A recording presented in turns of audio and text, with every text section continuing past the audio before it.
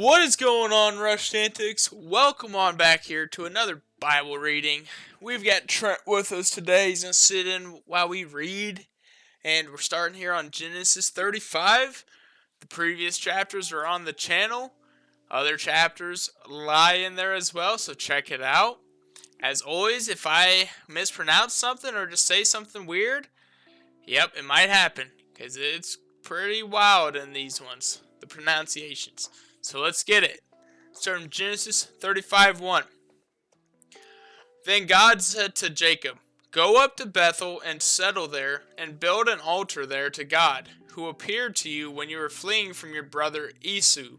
So Jacob said to his household and to all who were with him, "Get rid of the foreign gods you have with you, and purify yourselves and change your clothes. Then come, let us go up to Bethel, where I will build an altar to God, who answered me in the day of my distress, and who has been with me wherever I have gone." So they gave Jacob all the foreign gods they had, and the rings in their ears, and Jacob buried them under the oak at Shechem. Then they set out, and the terror of God fell on the towns all around them, so that no one pursued them. Jacob and all the people with him came to Luz, that is, Bethel, in the land of Canaan. There he built an altar, and he called the place El Bethel, because it was there that God revealed himself to him when he was fleeing from his brother. Now, Deborah, Rebekah's nurse, died and was buried under the oak outside Bethel. So it was named Elon Bakuth. After Jacob returned from Padan Aram, God appeared to him again and blessed him. God said to him, "Your name is Jacob, but you will no longer be called Jacob. Your name will be Israel." So he named him Israel. And God said to him, "I am God Almighty. Be fruitful and increase in number. A nation and a community of nations will come from you, and kings will be among your descendants. The land I gave to Abraham and Isaac, I will also..." Let me restart there. Genesis 35:12. "The land I gave to Abraham and Isaac, I also give to you, and I will give this land to your descendants after you." Then God went up from him at the place where he had talked with him. Jacob set up a stone pillar at the place where God had talked with him, and he poured out a drink offering on it. He also poured oil on it. Jacob called the place where God had talked with him Bethel. Then they moved on from Bethel. While they were still some distance from Ephrath, Rachel began to give birth and had great difficulty. And as she was having great difficulty in childbirth, the midwife said to her, "Don't despair, for you have another son." As she breathed her last, for she was dying, she named her son Ben-Oni, but his father named him Benjamin. So Rachel died and was buried on the way to Ephrath, that is, Bethlehem. Over her tomb, Jacob set up a pillar, and to this day, that pillar marks Rachel's tomb. Israel moved on again and pitched his tent beyond Migdal Eder. While Israel was living in that region, Reuben went in and slept with his father's concubine, Bilhah, and Israel heard of it. Jacob had 12 sons, the sons of Leah: Reuben, the firstborn of Jacob; Simeon, Levi, Judah, Issachar, and Zebulun, the sons of Rachel; Joseph and Benjamin, the sons of Rachel's servant, Bilhah; Dan and Naphtali, the sons of Leah's servant, Zilpah; Gad and Asher. These were the sons of Jacob, who were born to him in Padan Aram. Jacob came home to his father Isaac in Mamre, near Kiriath Arba, that is Hebron, where Abraham and Isaac had stayed. Isaac lived 180 years. Then he breathed his last and died and was gathered to his people, old and full of years. And his sons Esau and Jacob buried him. Genesis 36. 1. This is the account of the family line of Esau, that is Edom. Esau took his wives from the women of Canaan, Adah, daughter of Elon the Hittite, and Oholibam, daughter of Anna and granddaughter of Zibeon the Hivite, also Basemath, daughter of Ishmael and sister of Nebaioth. Adah bore Eliphaz to Esau, Basemath bore Reuel, and Oholiab bore Jeush, Jalam, and Korah. These were the sons of Esau, who were born to him in Canaan. Esau took his wives and sons and daughters and all the members of his household, as well as his livestock and all his other animals and all the goods he had acquired in Canaan, and moved to a land some distance from his brother Jacob. Their possessions were too great for them to remain together.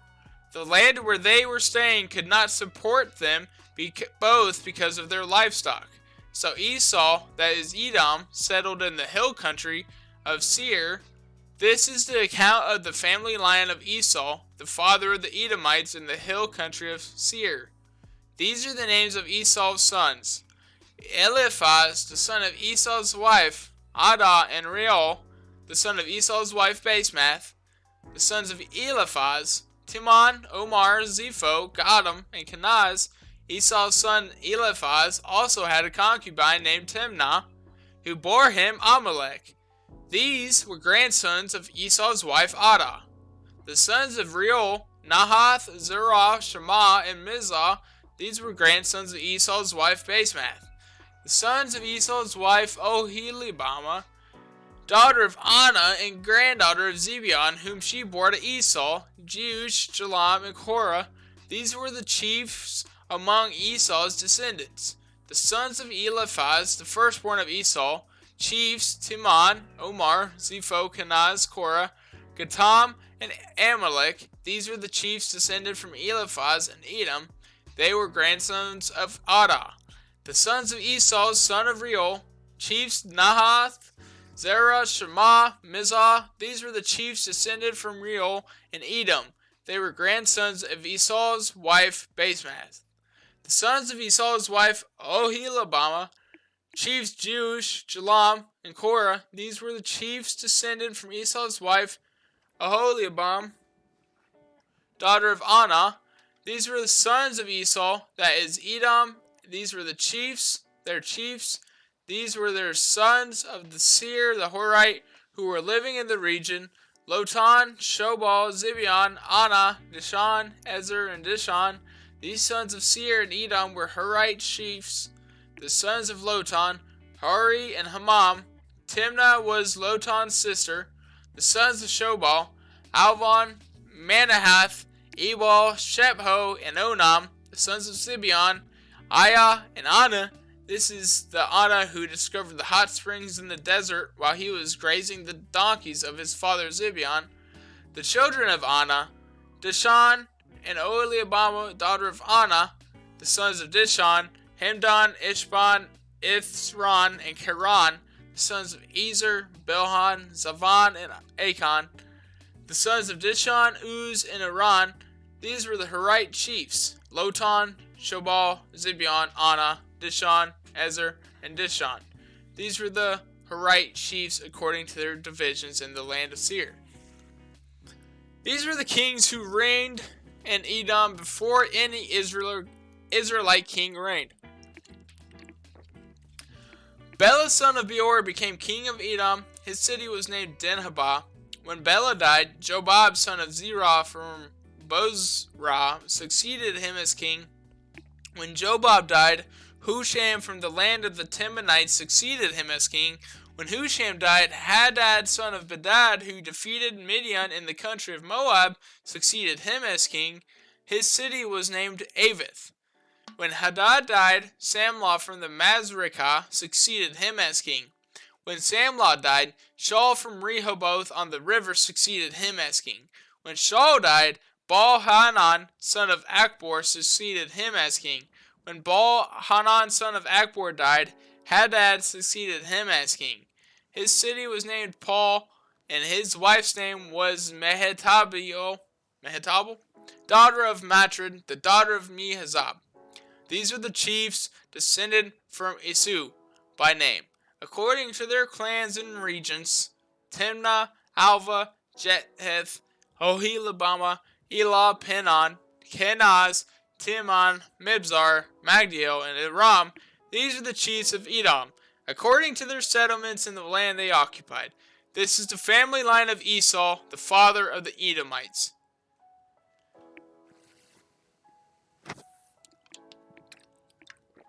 Genesis 37. Jacob lived in the land where his father had stayed, the land of Canaan. This is the account of Jacob's family line. Oh, here we go again. That one is so hard. Alright, none of that was in the Bible. That was me. Here we go. Genesis 37:2. This is the account of Jacob's family line. Joseph, a young man of 17, was tending the flocks with his brothers, the sons of Bilhah and the sons of Zilpah, his father's wives, and he brought their father a bad report about them. Now Israel loved Joseph more than any of his other sons, because he had been born to him in his old age, and he made an ornate robe for him. When his brothers saw that their father loved him more than any of them, they hated him and could not speak a kind word to him. Joseph had a dream, and when he told it to his brothers, they hated him all the more. He said to them, "Listen to this dream I had.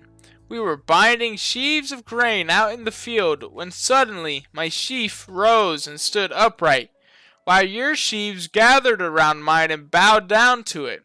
His brothers said to him, "Do you intend to reign over us? Will you actually rule us?" And they hated him all the more because of his dream and what he had said. Then he had another dream, and he told it to his brothers. "Listen," he said, "I had another dream, and this time the sun and the moon and 11 stars were bowing down to me." When he told his father all as well as his brothers, his father rebuked him and said, "What is this dream you had? Will your mother and I and your brothers actually come and bow down to the ground before you?" His brothers were jealous of him, but his father kept the matter in mind. Hold on, y'all. Bryce is calling me. Bryce! Hey, Bubba, what are you doing? Just a little Bible reading right now with Trent. What are you doing? Are you going to be home in the next, 20 minutes? Yep. Good, I'm going to stop by and say what up then. Man, sounds good. I'm actually, it might be sooner than that. I'm stopping by Tommy's to see if to start my bike up and shit. So I'm either going to ride that or just drive over. So I'll be over probably in 10 or 15. Sounds good. Sounds good. Be safe. Back to it. Genesis 37:12. Now his brothers had gone to graze their father's flocks near Shechem. And Israel said to Joseph, "As you know, your brothers are grazing the flocks near Shechem.